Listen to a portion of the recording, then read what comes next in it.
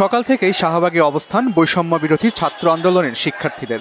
বৈষম্য বিরোধী সাংস্কৃতিক জোটের ব্যানারেও অবস্থান নেন কেউ কেউ।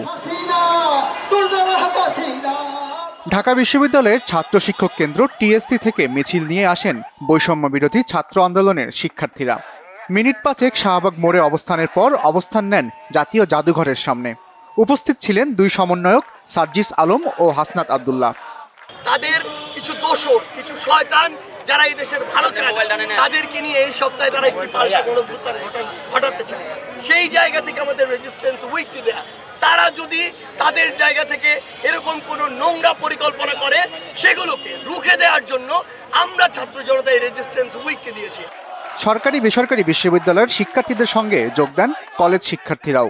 অনেকের হাতে ছিল প্ল্যাকার্ড।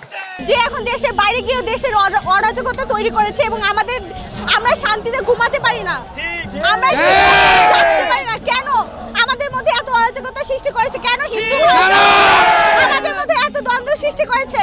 আমরা এর বিচার চাই। আমরা এমন দেশ চাই যেখানে আমরা আমাদের পছন্দ মতো কথা বলতে পারবো, আমরা সমালোচনা করতে পারবো এবং এমন জায়গায় যেতে পারবো যাতে দেশে সঠিক আইন ব্যবস্থা থাকে, বিচার ব্যবস্থা থাকে। বাংলাদেশে যে এখনো গুন্ডালীগ, ছাত্রলীগ, যুবদলের যে সদস্যগুলো রয়েছে তাদেরকে অবিলম্বে বিচারের আওতায় আনতে হবে। তাদেরকে পুলিশ সদস্য এখনো আটক করতেছে না কেন? আমরা এটার জোর দাবি জানাচ্ছি এবং তাদের বিচারের আওতায় আনতে হবে। অন্যদিকে শাহবাগ থানার পাশে অবস্থান নেন বৈষম্য বিরোধী সাংস্কৃতিক জোট। ট্রাকের ওপর অস্থায়ী মঞ্চে প্রতিবাদী গান, কবিতা আর আবৃত্তি করেন তারা।